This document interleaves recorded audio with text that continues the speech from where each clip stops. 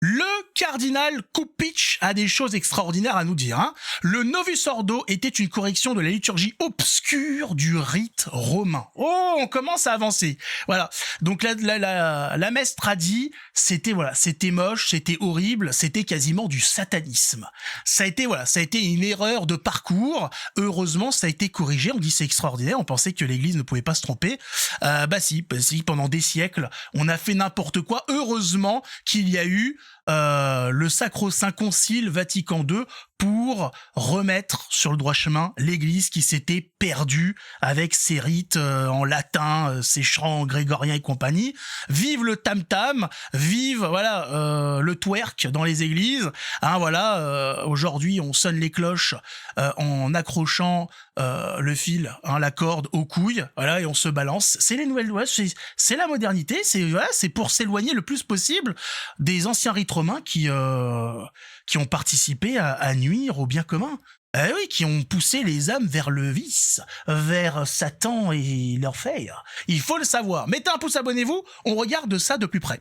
Dans un pamphlet publié sur chicagocatholique.com, j'enlève quelques mots du premier paragraphe, puisque il prend position. Moi, je préfère ne pas prendre position. Je préfère m'intéresser à ce qui est dit et ne pas tout de suite accabler ces gens-là. Voilà, je préfère que les gens jugent d'eux-mêmes.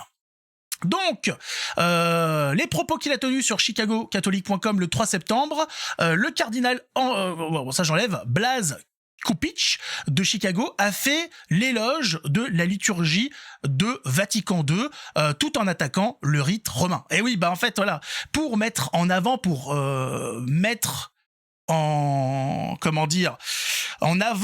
montrer la splendeur de la nouvelle messe, il faut obligatoirement cracher sur l'ancienne. La nouvelle ne brille pas. Et donc, il faut diminuer l'ancienne pour essayer de mettre la nouvelle en avant. C'est ce qui s'est passé, par exemple, avec les Lumières, avec toute cette époque des enculés de gauche d'il y a quelques siècles, qui, pour nous expliquer que la Révolution avait été magnifique, malgré tous les morts, etc., que la République est incroyable, ils avaient passé leur temps à mentir et cracher sur l'Ancien Régime, en disant « vous vous rendez compte, à l'époque, c'était comme ça, horrible, il y avait 99% d'impôts. » Il faut, quand il n'y a pas moyen de se hisser par soi-même, on va dénigrer l'autre, pour essayer de se valoriser. C'est le seul moyen qu'effectivement a eu la République face à la monarchie, et c'est la seule chose dont on peut, dont est possible pour le nouveau rite par rapport au rite romain, parce que de lui-même ça brille pas beaucoup, quoi. J'ai fait une vidéo qui montre un peu les différences. C'est une destruction, c'est une catastrophe.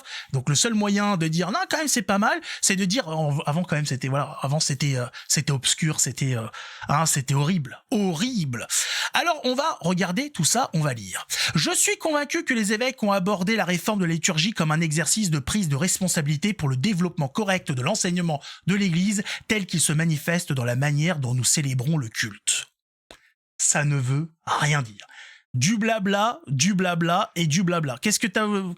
C'est-à-dire, aborder la réforme de la liturgie comme un exercice de prise de responsabilité pour le développement correct de l'enseignement de l'Église, tel qu'il se manifeste dans la manière dont nous célébrons le culte.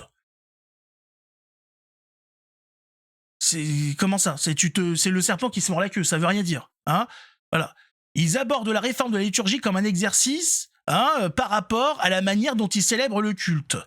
Non, mais c'est pas comme ça que ça fonctionne. Tu célèbres l'enseignement de l'Église, c'est par rapport à ce que nous enseigne le Christ, pas par rapport à ce que vous avez décidé de mettre dans une célébration.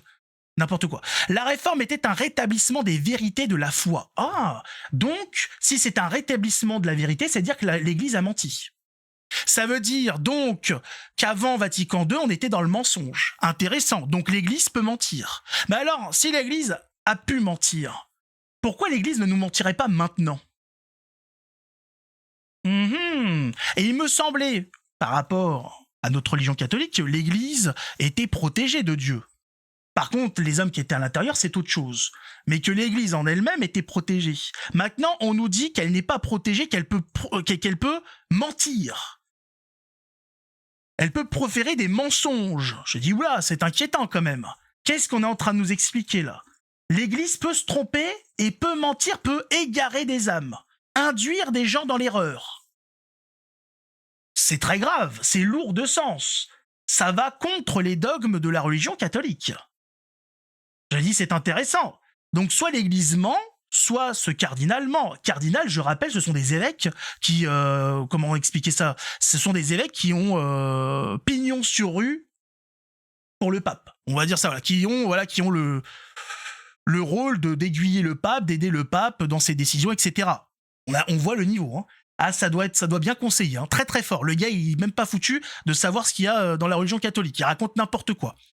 Les périodes carolingiennes du 7e au 9e siècle et baroque du 17e au 18e siècle ont été particulièrement marquantes. De nombreuses adaptations ont été introduites dans la liturgie, incorporant des éléments provenant des cours impériales et royales, transformant ainsi l'esthétique et le sens de la liturgie. Ces réformes étaient une réponse directe au siècle d'évolution qui avait, à tort, transformé la messe d'un événement communautaire en un spectacle plus clérical, complexe et dramatique. Ouais, voilà. Il est content, voilà. Donc voilà. Ce qui était la messe, c'était pas bien. C'est ça. Voilà, on en revient. Il y avait quelque chose de royal dedans. Il y avait quelque chose, voilà, qui évoquait encore ces dynasties, qui évoquait ces grandeurs. C'était pas assez républicain. C'est ça le problème.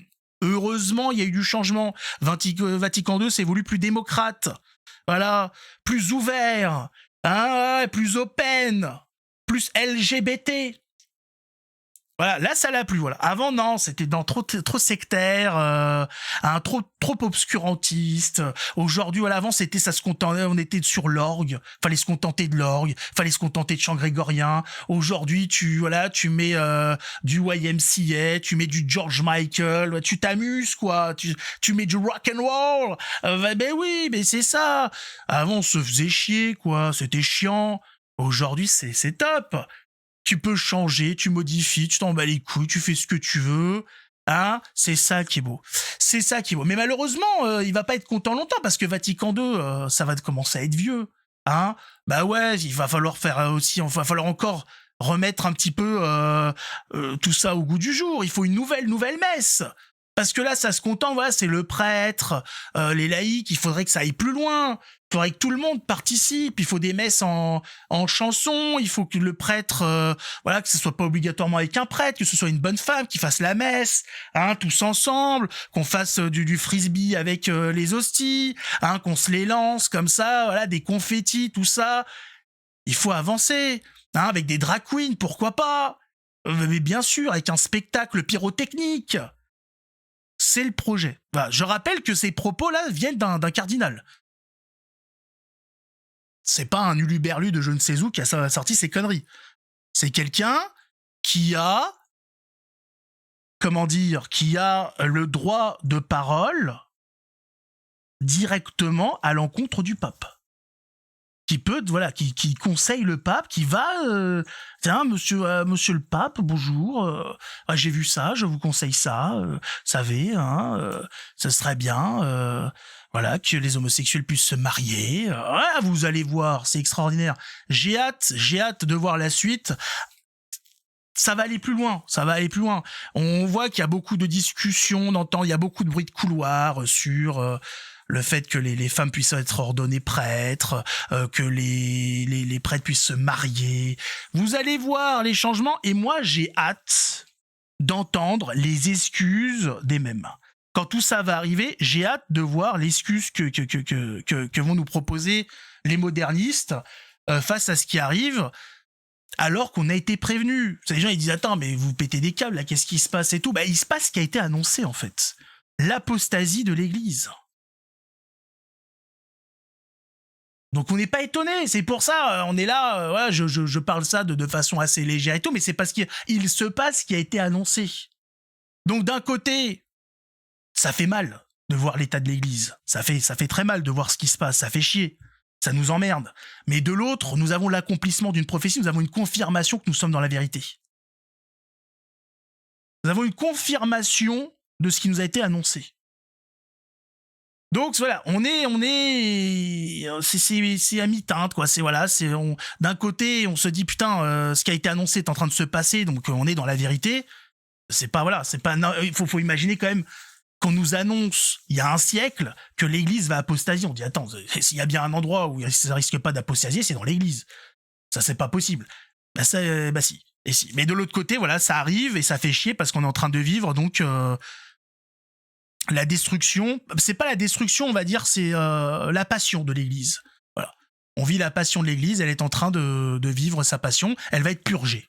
Voilà, c'est à peu près comme ça qu'il faut le voir. Elle va être purgée de tous ces gens qui n'ont rien à faire.